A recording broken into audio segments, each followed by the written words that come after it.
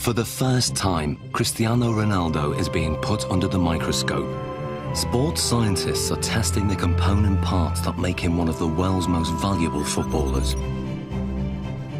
His body strength has been tested. But now, scientists are going to test his mental ability. How much of Ronaldo's success comes from what his mind is doing on the pitch? He is as well a little bit air of arrogance, you know, that believe that he is the number one. First, it comes from the fact that you know you can. Deeply inside himself, he knows that if he wants, he can pass anybody.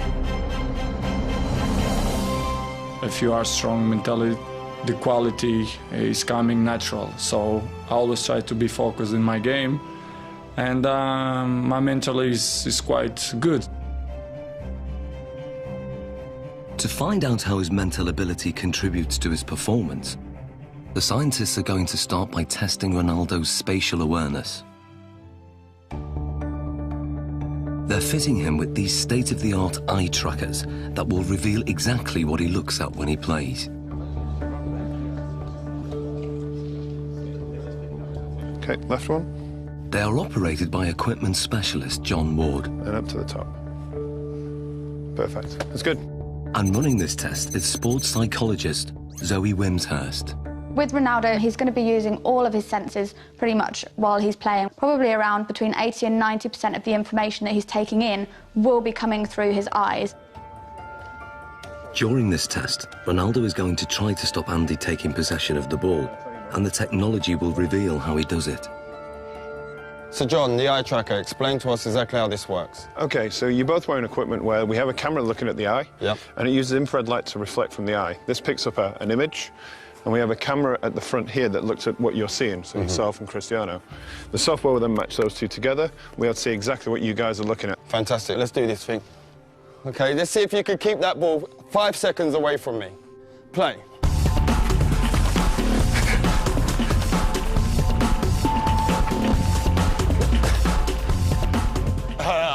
That's good 5 seconds, that's a good 5 seconds.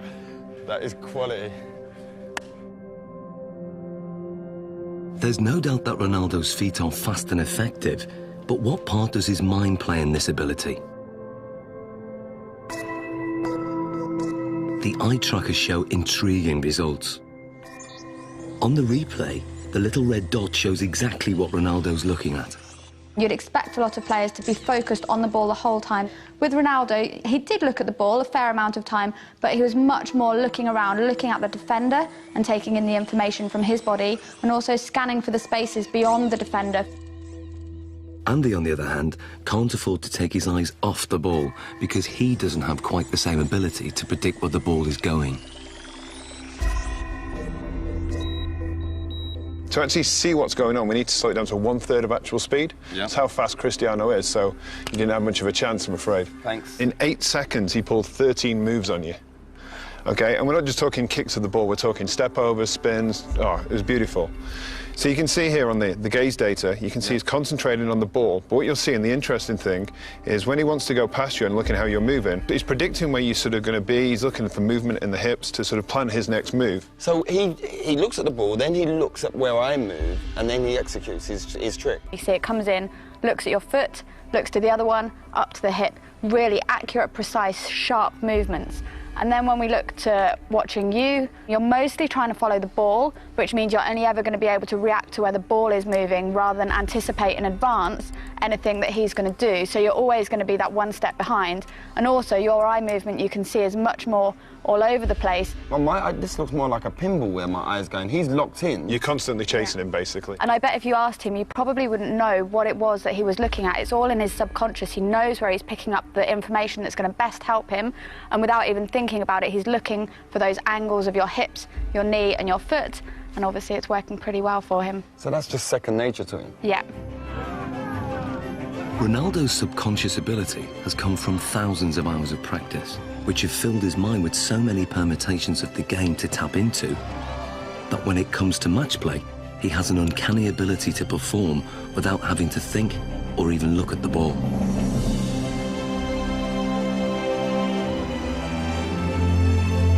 He he is effectively a scholar of football. It's the same way as studying any other subject, learning a new language, anything like that.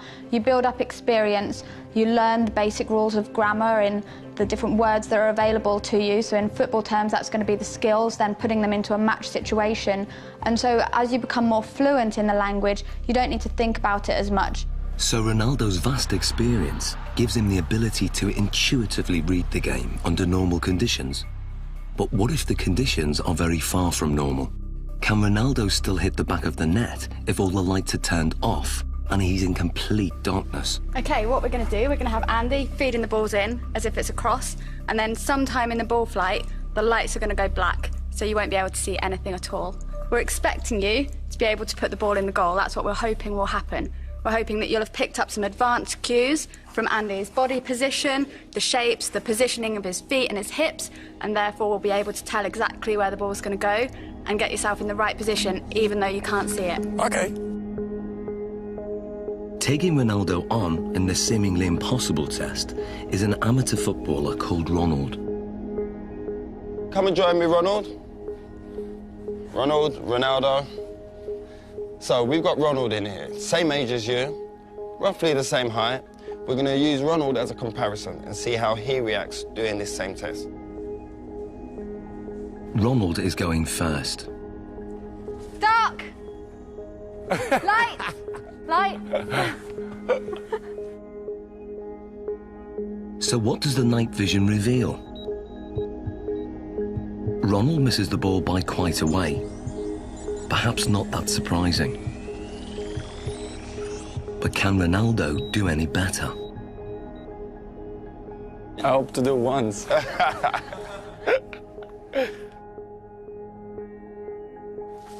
Dark! Light!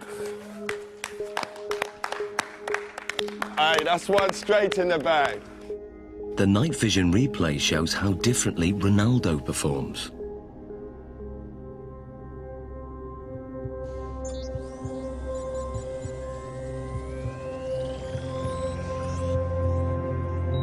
To confirm that wasn't just luck, another attempt.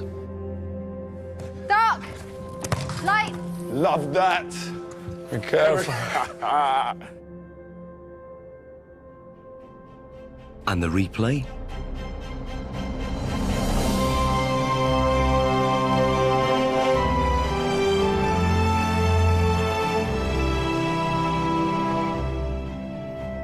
How hard is that?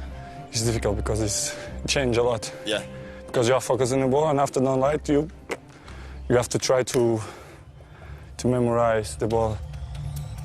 Human reaction time is about 200 milliseconds, and by 500 milliseconds, Ronaldo's subconscious has interpreted Andy's body language, worked out which direction the ball will go in, calculated its speed and trajectory, and then programmed his body to reach it at the optimum moment.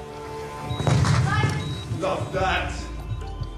It's almost as if they're doing maths in their head, even though they wouldn't be able to describe it to you.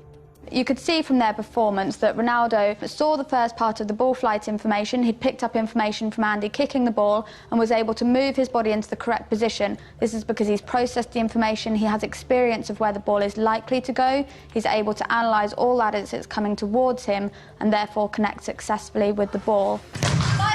Love that. Ronald, on the other hand, doesn't have this same level of experience. He would have watched the ball flight. It's likely that he will just have had his eyes on the ball instead of picking up any information from Andy himself. And then when the lights go down and it's black, he's kind of stranded in no man's land a little bit and just has to do his best to react, but is naturally going to struggle with that. So far, the lights have been shut off when the ball is in midair. But now, the lights will be turned off just at the moment Andy kicks it. Can Ronaldo score with only Andy's body language to go on? Here you go, we'll get one. We good? Yeah, good. Okay, Ronaldo. Dark! Light. Light. Aye. Ronaldo, quality. What was that, shoulder? Back. Great finish, great finish.